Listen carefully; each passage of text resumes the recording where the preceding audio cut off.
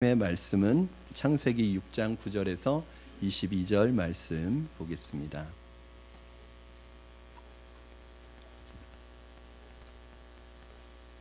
구약성경 창세기 6장 9절로 22절까지 말씀을 저와 여러분 한 절씩 교독하시고 마지막 22절 말씀 합독해서 하나님의 말씀을 받겠습니다. 창세기 6장 9절입니다. 이것이 노아의 족본이라. 노아는 의인이요 당대 완전한 자라. 그는 하나님과 동행하였으며 세 아들을 낳았으니 셈과 함과 야벳이라.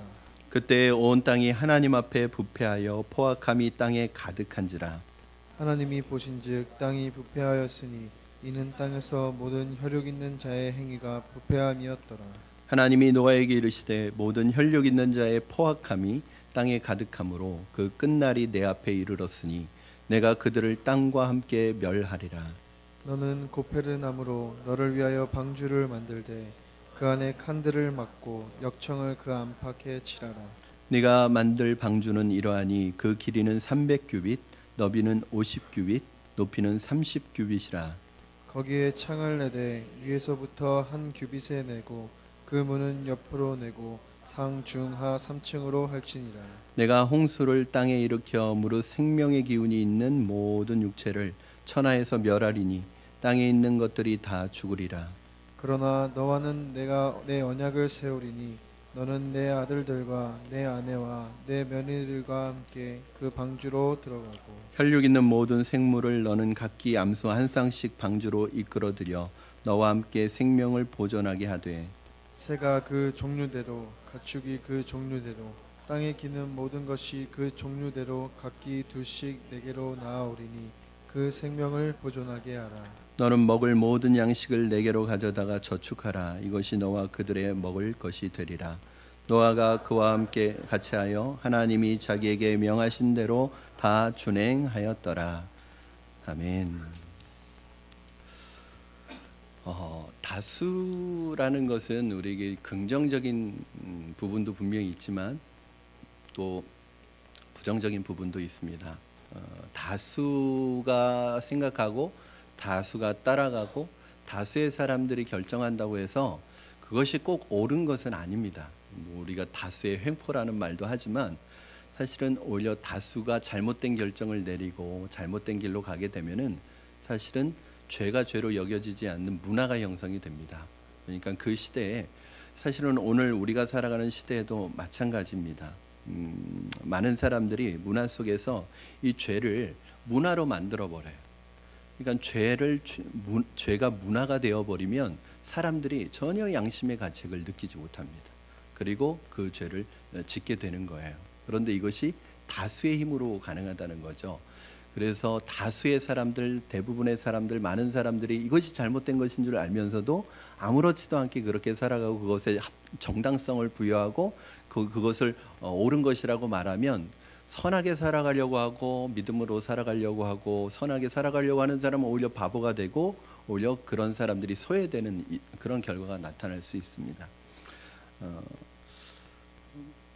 모든 사람이 죄를 지으면 세상의 방식대로 살고 심지어는 하나님을 믿는 사람들마저도 세상의 방식으로 살아가는 문화 속에서 믿음으로 산다는 것은 쉬운 일이 아닙니다.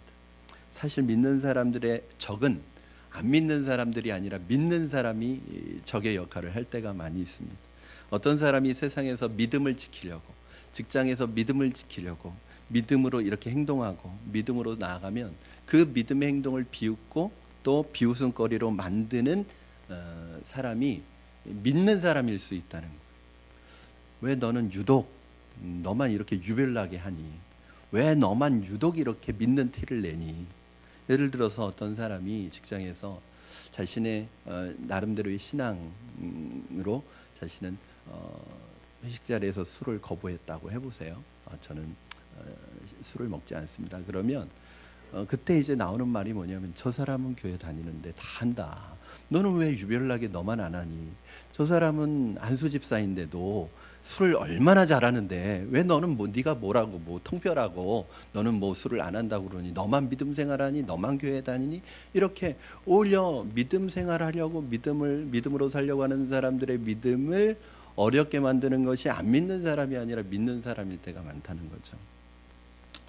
우리는 지난 시간에 세상이 죄로 물들어서 온통 죄로 가득 찬 세상이 되었는데 거기에 하나님의 사람들의 믿음이 무너지면서 이 세상은 죄로 더 뒤덮였습니다.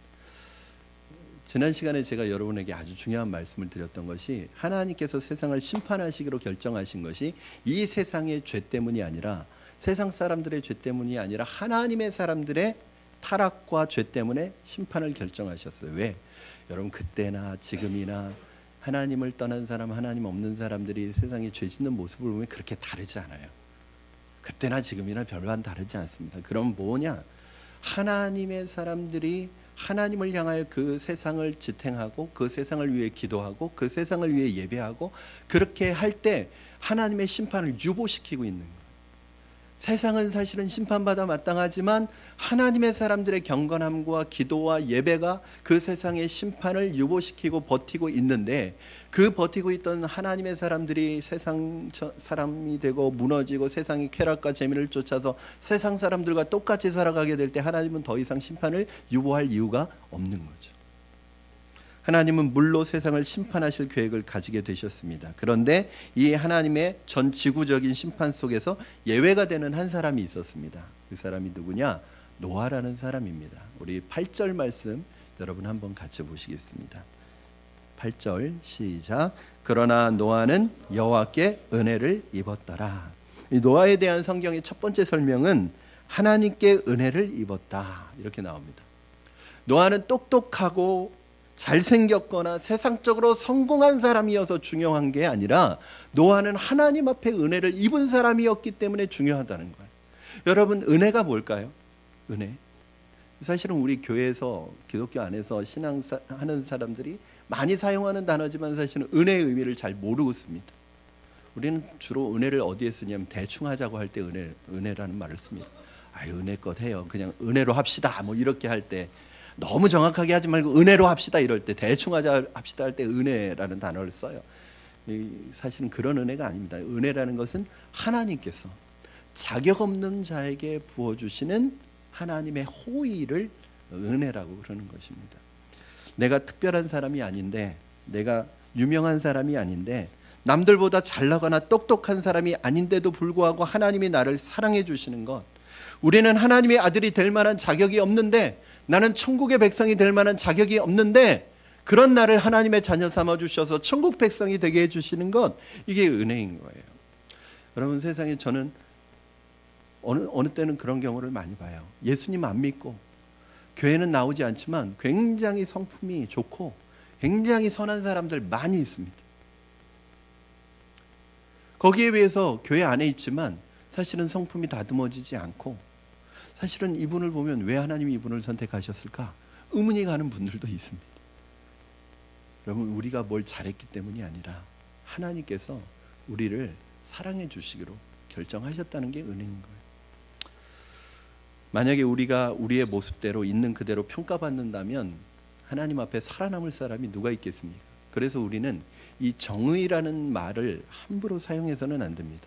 만약에 여러분 우리가 정의를 부르짖지만 이 정의라는 잣대로 정의라는 칼날로 저와 여러분 한 사람 한 사람을 만약에 이 잣대를 댄다면 이 정의의 칼날을 피할 사람이 여기에 몇 분이나 계시겠습니까? 저는 한 사람도 없다고 생각합니다. 그런데 여러분 우리는 이 정의를 부르짖으면서 다른 사람에게는 이 칼날을 휘둘러요. 늘 말씀드리는 것이 있습니다.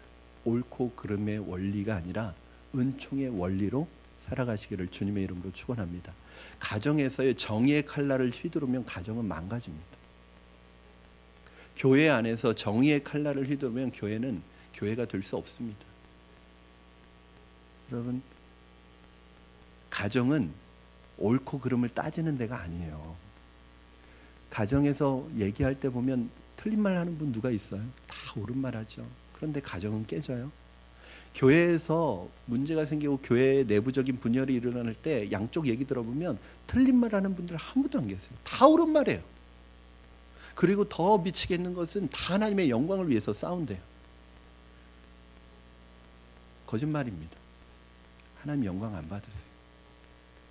다 자기의 사심이 있고 다 자기의 욕심이 있고 자기의 고집이 있고 자기의 주장이 있기 때문에 싸우는 거지, 정말 하나님의 영광을 생각한다면은 옳고 그름의 원리가 아니라 은총의 원리가 발동돼야 됩니다. 가정에서 잘못한 거 사실은 칼날을 들이대면 안 되고 사랑으로 덮어줘야 됩니다. 9절 말씀 보면 노아에 대해서 추가적인 설명을 하고 있습니다. 우리 9절 말씀 같이 읽겠습니다. 시작.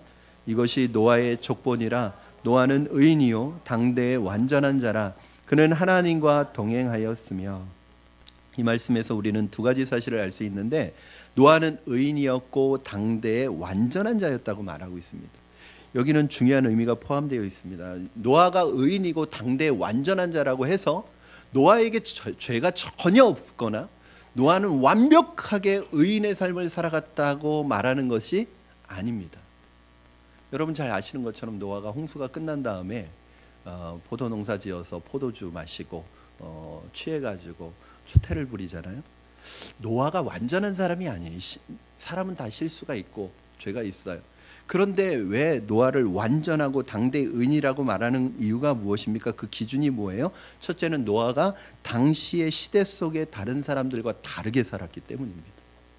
세상의 모든 사람들이 죄 가운데 살아가고, 심지어는 믿는 사람들마저도 세상의 방식과 세상의 재미와 쾌락에 빠져서 그렇게 모두 살아가고 있는데 노아는 그렇게 살지 않았다는 거예요. 그 사람들과 같이 살지 않았다는 거예요. 죄가 유행이 돼가지고 그 문화가 돼서 그 죄의 문화를 모든 사람들이 따라가는데, 이게 참 여러분 무서운 거예요. 저는 이게 마지막 때예요. 그게 뭐냐면 죄를 죄로 여기지 않아요. 왜 그럴까요? 모두 다 하니까. 모두 다 해요. 이게 이제 죄를 문화로 포장하는 거죠. 죄가 문화로 포장되는 순간 죄의 의식을 갖지 않아요. 양심의 가책을 느끼지 않아요. 왜요? 나만 하는 게 아니라 다 하니까. 오히려 여기에서는 믿음으로 살고 의롭게 살려고 하는 사람이 바보 소리 듣고 멍청하다는 소리 듣습니다. 어리석다는 소리를 듣습니다. 그런 시대 속에서도 노아는 자신의 믿음을 지키기 위해서 바보 같다, 어리석다라는 말을 들으면서 때로는 조롱과 비웃음을 들으면서도 그 대부분의 사람이 가는 쪽으로 가지 않았다는 거예요. 이러기 쉽지 않습니다, 여러분. 왜냐하면 나는 옳은 길을 아무리 간다고 하는데 모든 사람들이 잘못된 길을 가면서 이 길이 옳다고 하면 내가 옳은 길을 가도 거기에 대해서 확신이 안 쓰는 거예요. 그리고 나중에는 눈치 보여서 따라가게 되어 있습니다. 그러나 노아는 그러지 않았다는 거예요. 이게 노아를 의롭게 여겼다는 이야기입니다. 오늘날 교회의 비극이 무엇이냐면 교회와 세상이 다르지 않다는 거예요. 교회가 세상의 문화를 다 따라갑니다. 하나님을 믿는 사람과 하나님 믿지 않는 사람들이 똑같이 살아갑니다. 그렇다면 노아는 어떻게 당시에 이 사람들의 죄에 사로잡혀 살아가는 이 흐름에 따라가지 않고 다르게 살 수 있었던 이유는 무엇일까요? 노아가 무지하게 막 뼈를 깎는 노력을 하면서 의로운 사람이 되려고 노력했기 때문일까요? 노아가 막 결단을 해가지고 내가 의롭게 살아야지, 죄짓지 말고 살아야지, 막 이를 악물고 막 날마다 막 자신을 그렇게 이를 악물고, 여러분 이를 악물면 치아에 안 좋습니다. 네. 이게 실제로 그래요. 저도 이를 악물지 마시기 바랍니다. 그러지 않았을 거예요. 여러분 이거는 어떻게 아느냐? 여러분이 잘 아시잖아요. 주일날 와서 하나님 말씀 듣고 그래 내가 그렇게 살아야지. 오늘 여러분 나가실 때 믿음으로 결단하고 나가세요. 그러면 나가면은 그 한 주간은요 그 말씀대로 살지 못할 일이 훨씬 더 많이 일어납니다. 그리고 다음 주에 와서 내가 졌네. 그리고 또 와서 또 믿음으로 결단해요. 그러면 나가는 날 그것도 오래 가지도 않아요. 오늘 밤에 가면 바로 그렇지 못하게 살아간단 말이에요. 이게 인간의 한계예요. 여러분 우리는요 내가 착하게 살아야지, 선하게 살려야지 노력한다고 선해지는 게 아니에요. 오늘 이 노아의 방법을 잘 보세요. 여러분 노아가 당대의 의로운 사람으로, 흠이 없는 사람으로, 의인으로 인정받을 수 있었던 이유는 그가 완벽했기 때문이 아니라 바로 하나님과 동행했기 때문입니다. 오늘 말씀 9절 후반절에 보니까 하나님과 동행하는 자였다는 거예요. 여러분 하나님과 동행하는 것, 우리는 이미 사람의 아들로 태어나서 죄성을 가지고 태어나기 때문에 인간은 죄를 가지고 있어요. 죄성을 가지고 있어요. 죄를 지으려는 욕망을 가지고 있어요. 그런데 하나님과 동행할 때 이 죄를 이길 수 있습니다. 하나님과 함께 거할 때 이 죄가 통제되고 이 죄가 이 죄를 누를 수 있습니다. 예배를 드리는 것이 하나님과 동행하는 것이에요. 우리 지금 3장부터 계속 이어오는 게 예배. 저는 오늘 여러분이 주일날 교회 온 것을 축하드립니다. 여러분들이 예배를 드린다는 것은 하나님과 동행하는 것이기 때문입니다. 하나님과 시간을 보낸 거, 하나님과 동행하고 하나님 앞에 예배 드릴 때 어둠의 세력이 여러분을 사로잡지 못할 줄로 믿습니다. 오늘 여러분이 하나님을 전심으로 예배하면 오늘 이 시간에 그 어떤 어둠의 세력도 그 어떤 죄도 여러분을 사로잡지 못할 줄로 믿습니다. 그렇게 하나님과 지금 여러분 동행하고 있는 거예요. 그러면 자 보세요. 내가 예배 가운데 은혜를 받고 하나님과 동행했어요. 그 예배의 마음을 가지고 세상으로 갑니다. 월요일, 화요일, 수요일, 목요일, 금요일, 토요일 그렇게 하루하루 내게 주신 예배의 은혜를 가지고 그 삶 속에서 예배의 삶을 살아가고 내가 어디 있든지 예배의 삶을 살아가면 그 예배가 여러분 죄로부터 여러분을 보호하고 여러분 죄의 세력을 몰아내고 하나님과 동행하면서 내가 선하게 살아야지, 내가 열심히 살아야지, 거룩하게 살아야지 그래서 되는 게 아니라 내가 그렇게 하루하루를 하나님과 동행하면서 살아가다 보면 어느 순간에 내가 그렇게 세상과 구별되어 있는 나를 발견하게 되는 거예요. 노아는 그런 사람이었습니다. 저는 노아에서 배울 수 있는 것, 여러분 본질에 집중하십시오. 착하게 살려고 노력하는 것이 아니라, 의롭게 살려고 노력하는 것이 아니라, 물론 그런 결단이 있어야겠지만 하나님과 동행하는 것에 집중하시기 바랍니다. 그랬더니 의롭게 살고 있는 거예요.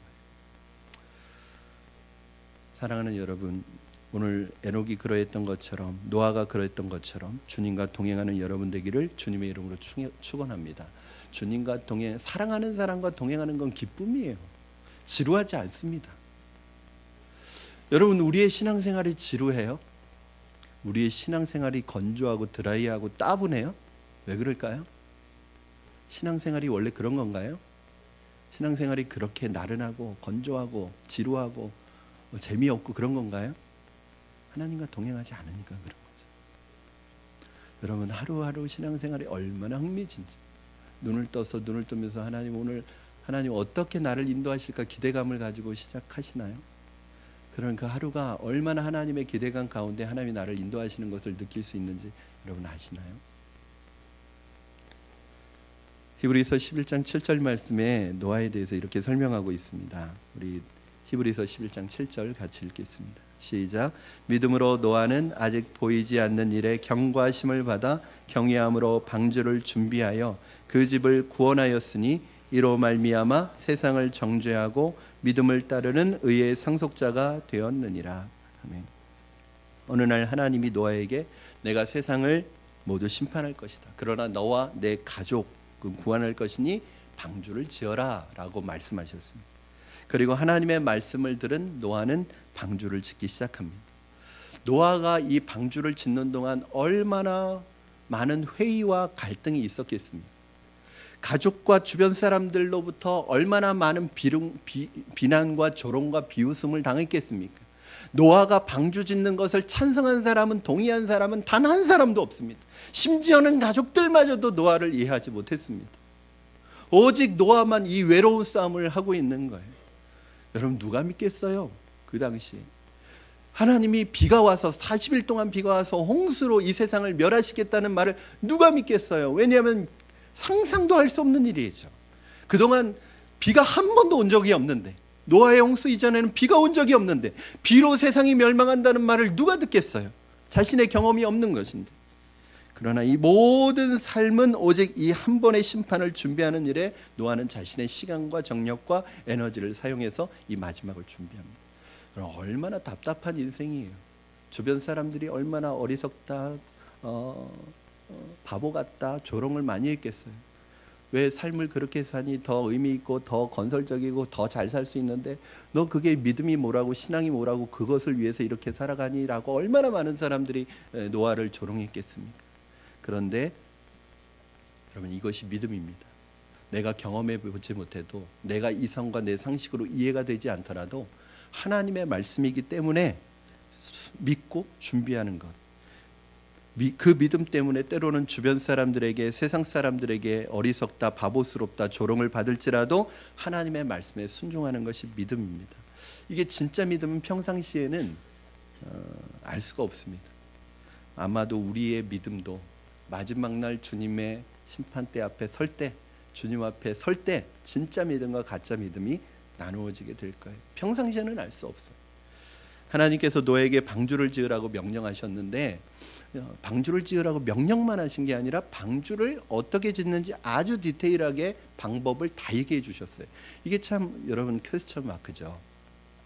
방주를 지어라 그러면 노아가 알아서 지을 텐데 왜 하나님께서는 노아에게 구체적으로 몇 규빗이고 길이는 몇 규빗이고 너비는 몇 규빗이고 이걸 왜 다 가르쳐 주시고 이건 어떻게 지으라고 그 양식을 다 알려주셨을까요? 우리 15절 16절 말씀 같이 읽겠습니다. 시작. 내가 만들 방주는 이러하니 그 길이는 300규빗 너비는 50규빗 높이는 30규빗이라 거기에 창을 내되 위에서부터 한 규빗에 내고 그 문은 옆으로 내고 상중하 3층으로 할지니라. 여러분 규빗 그러면 여러분 벌써 이 규빗이라는 단어가 나오면 머리가 아프시죠? 이 규빗은 우리가 안 쓰는 것인데 규빗이 도대체 오늘날 우리의 길이로 얼마를 얘기하는 건가? 사실은 이때 뭐 자가 있고 그런 건 아니잖아요. 그래서 이게 규빗이에요. 요 팔꿈치에서부터 요 손가락 끝까지가 규빗이에요. 이게 한 규빗이에요. 얼마 정도 될까요? 한 성인 남성의 이 팔의 길이라면 한 50 조금 안 될 거예요. 50이 안 돼. 그래서 여러분 만약에 10규빗 하면 이건 몇 미터인가요? 10규빗. 10규빗 그러면 5미터. 그렇죠? 그러니까 그것의 반이라고 생각하면 돼요. 그래서 만약에 100규빗이다 그러면 50미터라고 생각하시면 돼요. 그래서 이 규빗은 그렇게 여러분 이해하시면 됩니다. 그런데 왜 이렇게 디테일하게 치수까지 다 알려주시는 걸까요? 왜 이렇게 지으라고 알려주시는 걸까요? 노아가 바보라서? 그렇지 않습니다. 만약에 이렇게 정확하게 알려주시지 않으면 노아가 뭘 만들었을까요? 그냥 자기가 여태까지 봐왔던 배를 만들었겠죠. 그렇죠?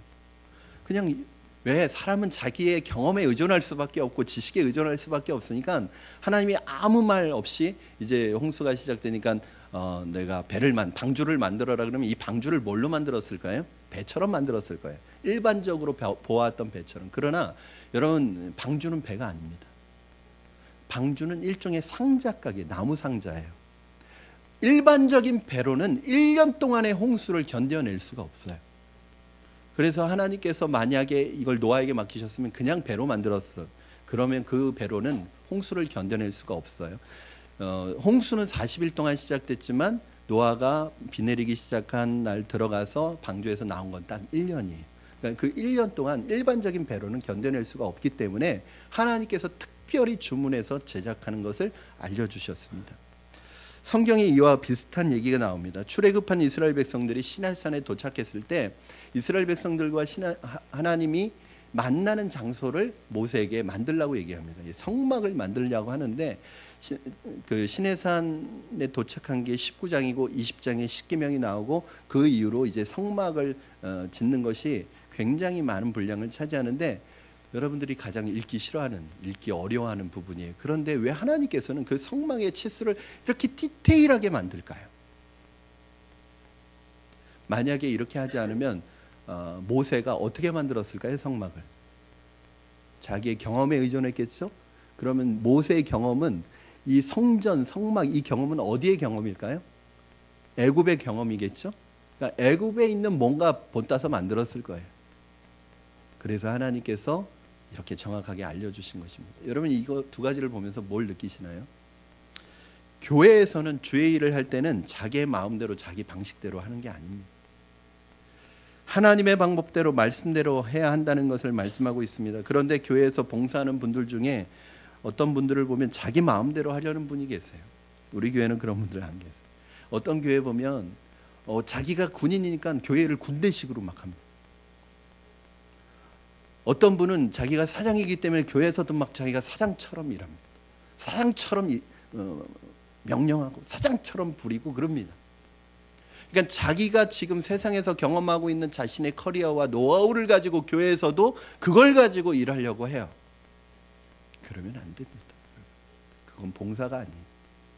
교회는 하나님의 방법이 있고 하나님의 말씀이 있고 교회의 방법이 있습니다. 그대로 내가 세상에서 어떤 커리어와 어떤 그런 스펙을 갖췄다 할지라도 교회에서는 어린아이 마음으로 겸손하게 하나님의 말씀 앞에서 다시 시작해야 되는 거예요. 그런데 이러지 않아요.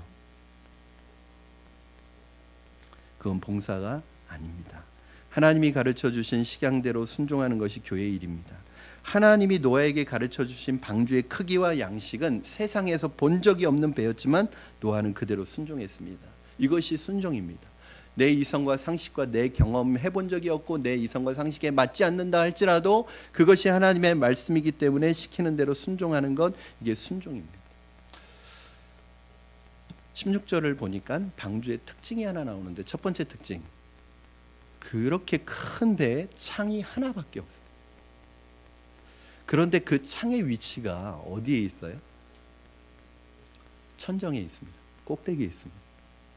여러분, 창의 위치가 옆에 있지 않고 옆에는 문만 있고 방주를 들어오고 나갈 수 있는 문이 옆에 있고 창문이 꼭대기에 있어요.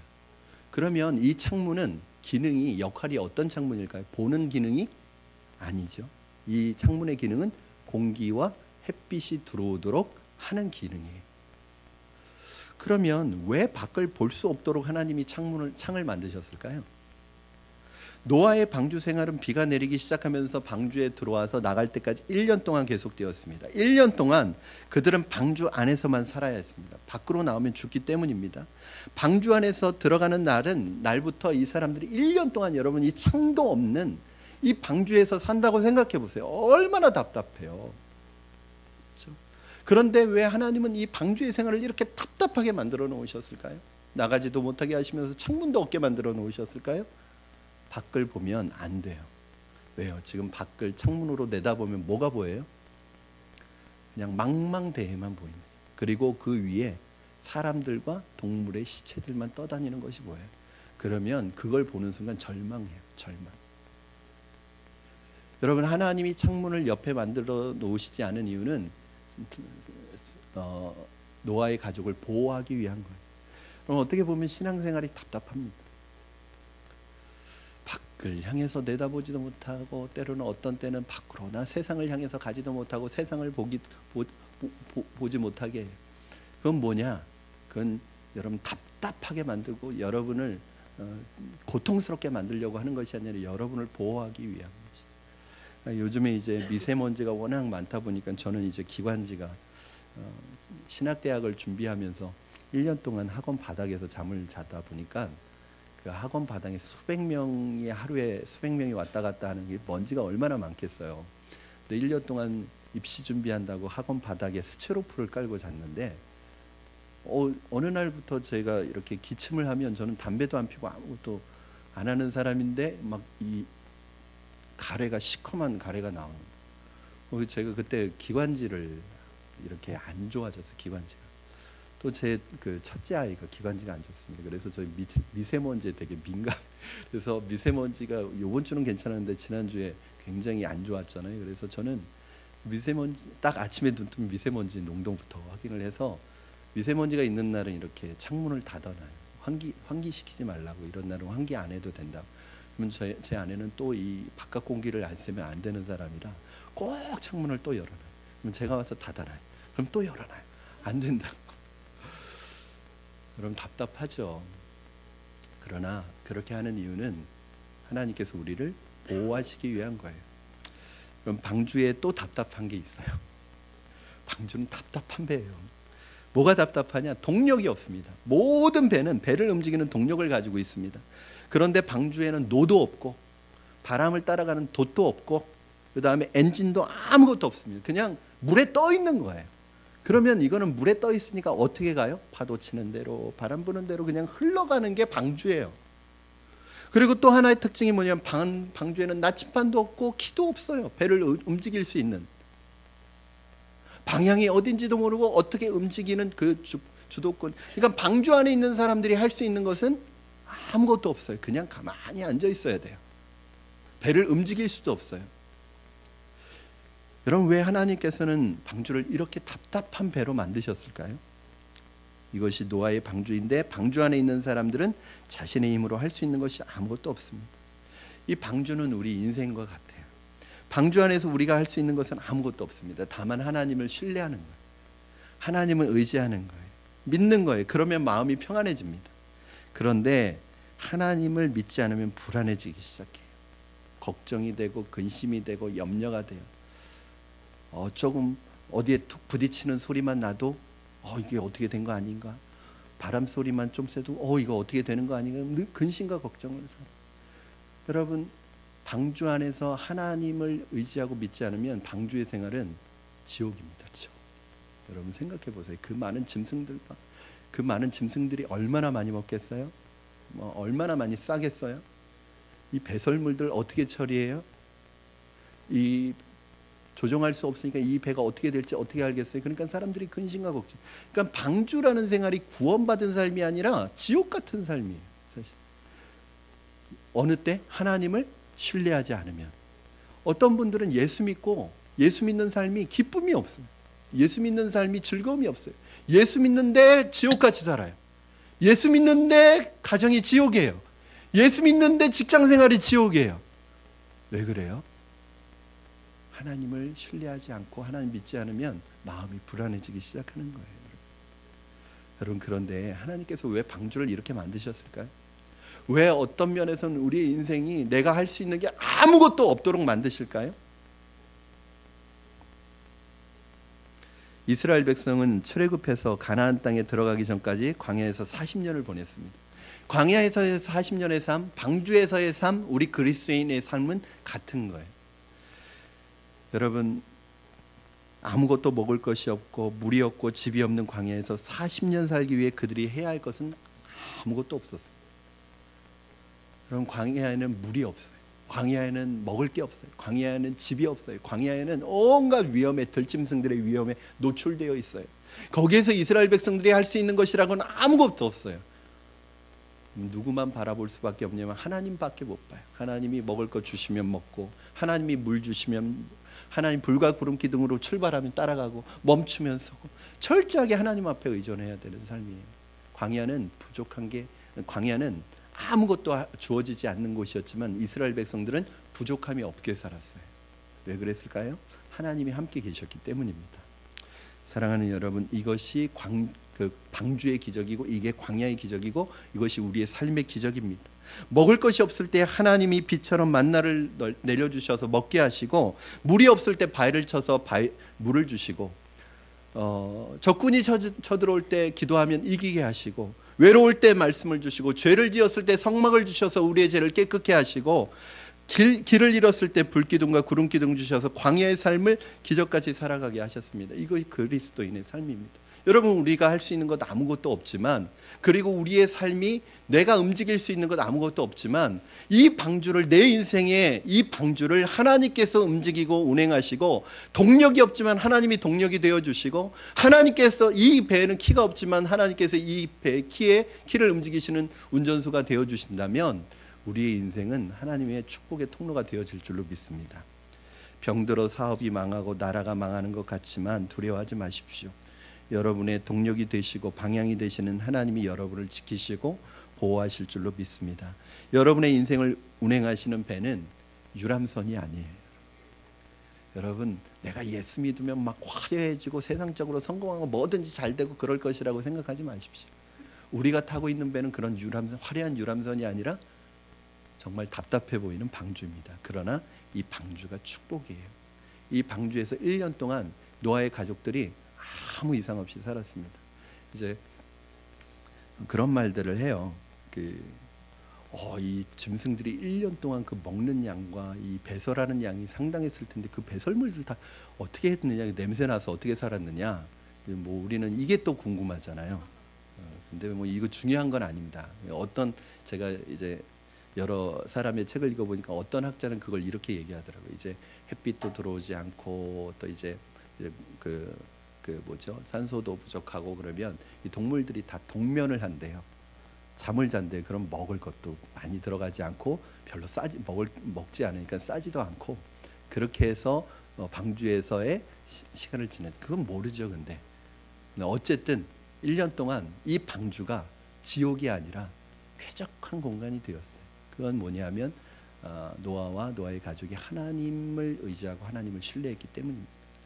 저는 여러분 우리 인생이 때로는 아무것도 할 수 없는 답답한 인생 같아도 하나님을 의지하고 하나님 신뢰하면 하나님이 가장 선한 믿음의 항구로 여러분들을 인도하여 주실 줄로 믿습니다. 하나님 믿으세요. 노아에게 방주의 식양을 말씀하신 하나님께서 이제 마지막에 노아에게 마지막 한마디 하십니다. 뭐냐? 언약을 맺습니다. 우리 18절, 20절까지 같이 읽겠습니다. 시작.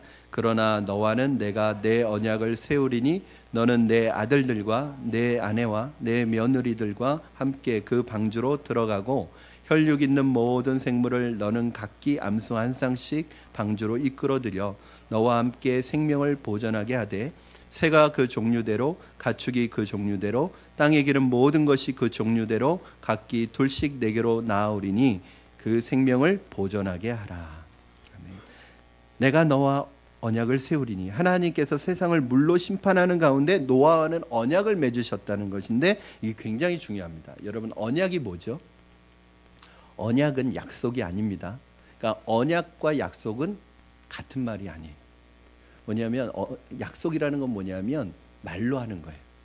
그런데 이 말로 하는 것에 대해서 법적인 구속력을 갖게 하는 것이 언약인데 그래서 언약은 계약이라는 말과 더 같은 말입니다. 예를 들어서 집주인이 어떤 사람이 그냥 이 집에서 살라고 얘기하면 불안합니다. 왜냐하면 어느 날 갑자기 당신 나가시오 그러면 쫓겨날 수 있기 때문에 불안해요. 그러면 계약서를 쓰는 거예요. 그러면 이 계약서를 쓸 때 이 계약서를 쓰면 계약을 하고 나면 집주인이라도 이 계약 기간 동안은 쫓아낼 수가 없어요. 나가라고 할 수가 없어요. 왜냐하면 그것이 계약입니다. 그래서 사실은 계약이라는 것은 갑을 위한 것이 아니라 을을 보호하기 위해서 만들어지는 게 계약이에요. 그런데 그 계약이 요즘에는 오히려 갑에게 유리하게 자꾸 막 계약이 되어지는데 사실은 보호하기 위한 거죠. 하나님이 노아와 계약을 맺으셨다, 언약을 맺으셨다는 것은 사실은 하나님께 사실은 불리한 겁니다. 왜요? 하나님이 그 계약에 매이게 되고 제한되게 됩니다. 하나님이라고 할지라도 이 계약을 반드시 지켜야 되는 거예요. 왜 무슨 뭔 일 때문에 스스로 하나님이 을에게 유리한 계획을 뭐하러 하시느냐 말이에요.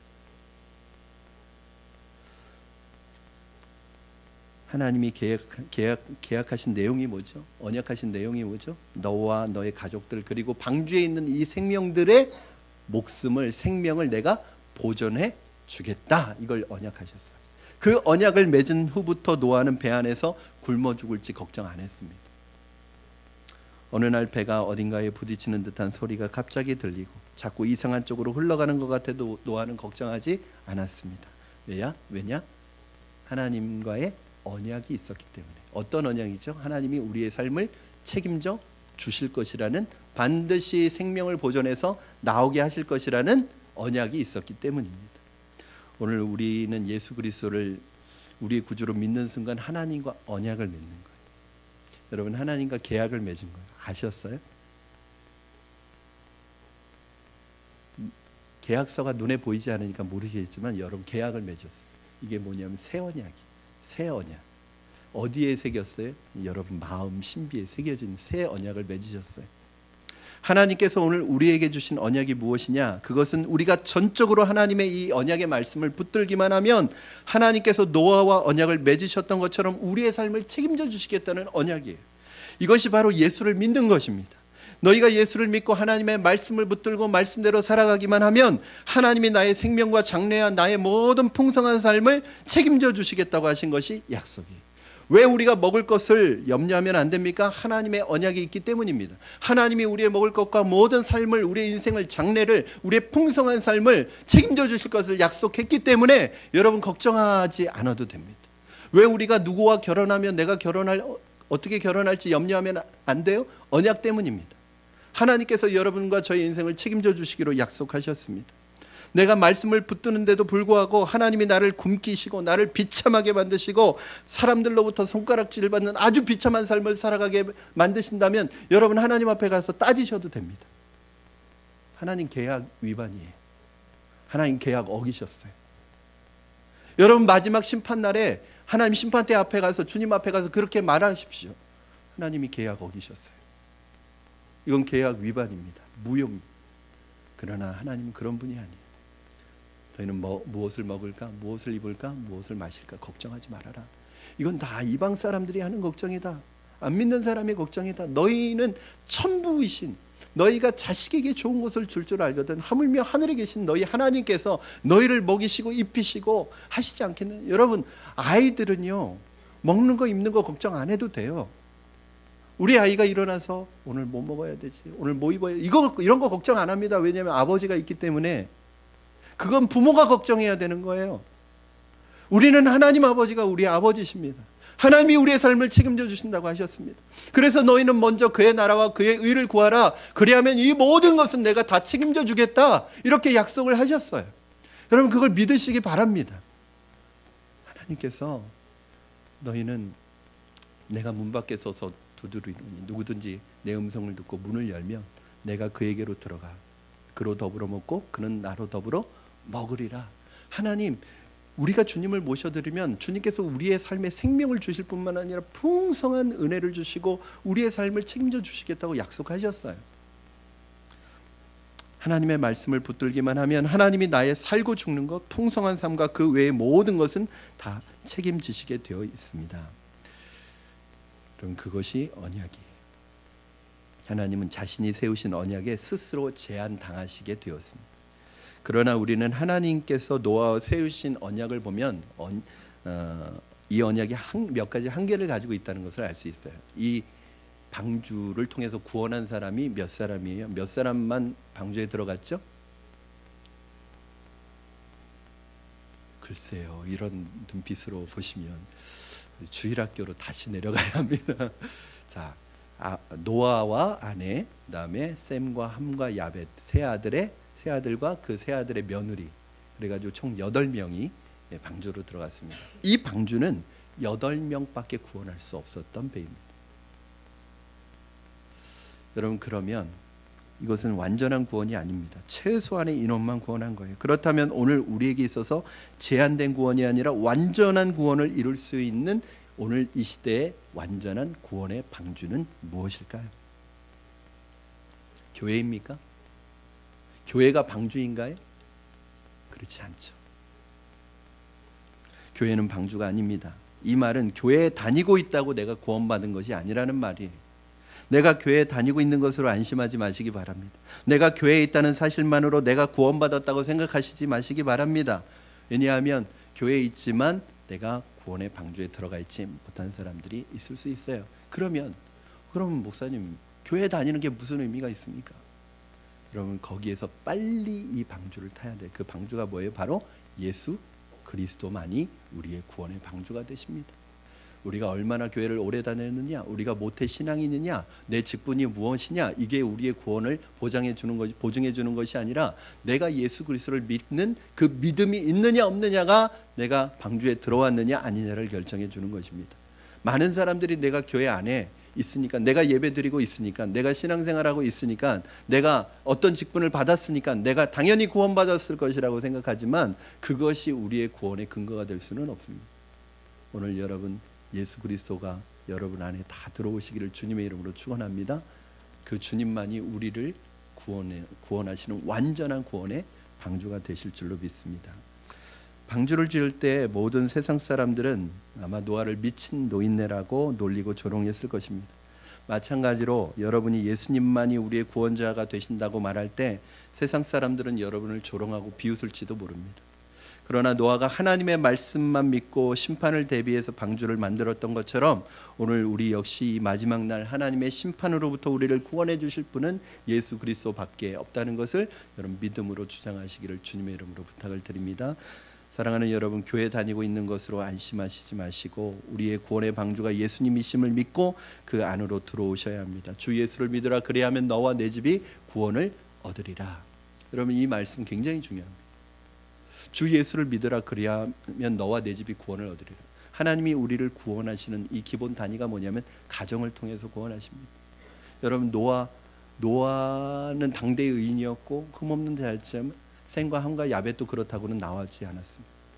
아마 이 아들과 아내는 믿지 않았을지도 모릅니다. 그러나 이 노아로 인해서 너로 인해서 너와 내 집을 구원하겠다고 주님께서 말씀하셨습니다. 오늘 저는 여러분의 믿음 때문에 여러분 가족이 구원받기를 주님의 이름으로 축원합니다. 이것이 하나님의 계획이에요. 22절 말씀 우리 같이 한번 읽겠습니다. 22절 읽고 말씀을 마무리하겠습니다. 시작. 노아가 그와 같이 하여 하나님이 자기에게 명하신 대로 다 준행하였더라. 아멘. 노아는 끝까지 말씀대로 순종했습니다. 노아는 믿음으로 살았고 그 시대와 다른 삶을 살았습니다. 믿음은 히브리서 11장 7절에서 믿음으로 노아는 할 때 이 믿음으로 노아의 이 믿음이 노아를 구원하였는데 이 믿음은 뭘로 나타났냐면 결국 순종함으로 나타났습니다. 여러분, 우리의 믿음은 뭘로 나타나야 돼요? 순종으로 나타나야 돼요. 우리의 믿음은 순종으로 꽃피우는 것입니다. 저와 여러분이 믿음이 있노라 하면서 순종하는 삶이 우리의 삶에 없다면 그 믿음은 거짓 믿음입니다. 믿음은 꽃입니다. 제자훈련의 꽃은 순종입니다. 아마 우리 제자훈련을 받으신 분들은 목사님 저거 말하면 벌써 100번째라고 얘기하실 수도 있을 거예요. 또 저 얘기합니다. 여러분, 그래요. 제자훈련이 아니라 사역훈련이 아니라 그 어떠한 무지막지한 훈련들을 다 받아도 결국 순종하지 않으면 그 사람은 제자가 될 수 없습니다. 신앙생활 아무리 오래 했어도, 모태에서부터 신앙생활 했어도, 10년, 20년, 30년 신앙생활 했어도, 어떤 직분을 가지고 있어도 결국 순종하는 삶을 살아가지 않으면 그분의 믿음이 진짜 믿음일 수 없습니다. 사랑하는 여러분, 저는 여러분의 믿음이 순종으로 열매 맺기를 주님의 이름으로 축원합니다. 순종이 제사보다 낫습니다. 말씀이 순종으로 나타나기 전까지 그 말씀은 내 말씀이 아닙니다. 여러분, 내 말씀을 아무리 많이 들어도 그 말씀을 내 것으로 만들지 않으면 그 말씀은 내 것이 될 수 없어요. 제가 사실은 신학 공부만 12년을 했습니다. 신학 공부하면서 느꼈던 것은 회의가 들기 시작했어요. 뭐하러 공부를 이렇게 계속하지? 공부하면서 계속 방법론을 배웁니다. 그런데 그 방법론을 가지고 내가 사용하지는 못해요. 내 것이 하나도 안 됐어요.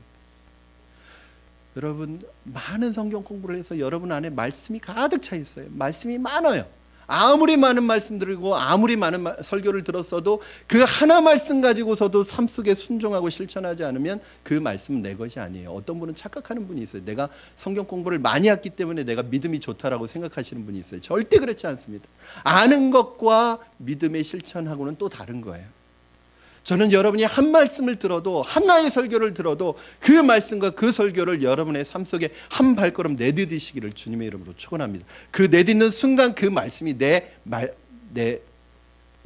삶에 내 말씀으로 체화가 되는 거예요. 그것만이 진짜 내 말씀입니다. 사랑하는 여러분, 말씀을 정리합니다. 이제 알고 있는 것으로 만족하지 마시고 믿음의 발걸음을 내딛으시기 바랍니다. 순종하시기 바랍니다. 그때 하나님의 은혜가 저와 여러분에게 임할 줄로 믿습니다. 이러한 순종의 삶을 살아가는 저와 여러분 되기를 주님의 이름으로 축원합니다. 우리 이 시간에 같이 찬양하시고 기도하겠습니다. 이 시대는 정말 믿음으로 살아가는 것이 쉽지 않은 시대입니다. 심지어는 교회와 믿음을 가진 사람들마저도 세상을 향해서 나아갈 때 여러분, 우리 믿음 흔들리지 말고 주님 떠나지 말고 믿음으로 살았으면 좋겠습니다. 이 시간에 우리의 고백으로 이 찬양 드리겠습니다.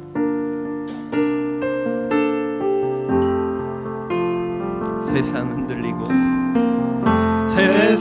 흔들리고 사람들은 변하여도 나는 주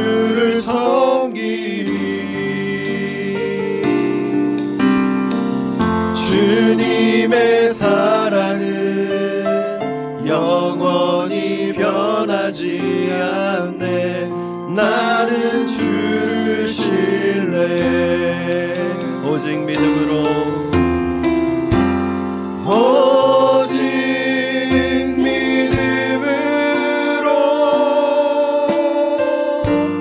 믿음으로 내가 살리라. 오직 믿음으로, 오직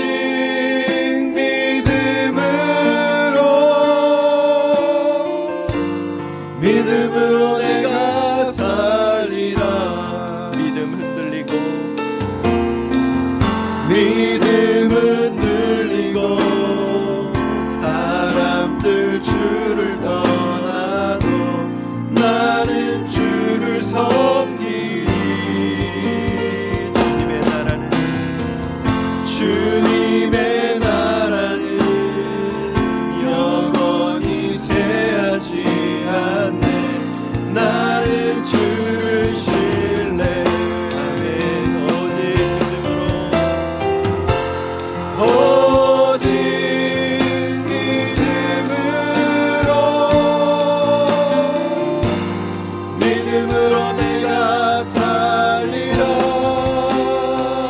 오직 믿음으로, 오직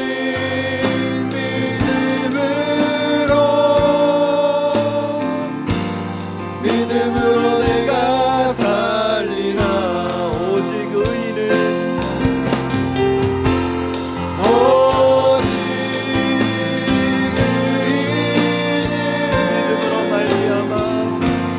믿음으로 말미암아 살리라. 오직 의인은 믿음으로 말미암아 살리라. 우리 이 시간에 오늘 주신 말씀 붙들고 함께 결단하며 기도하시겠습니다.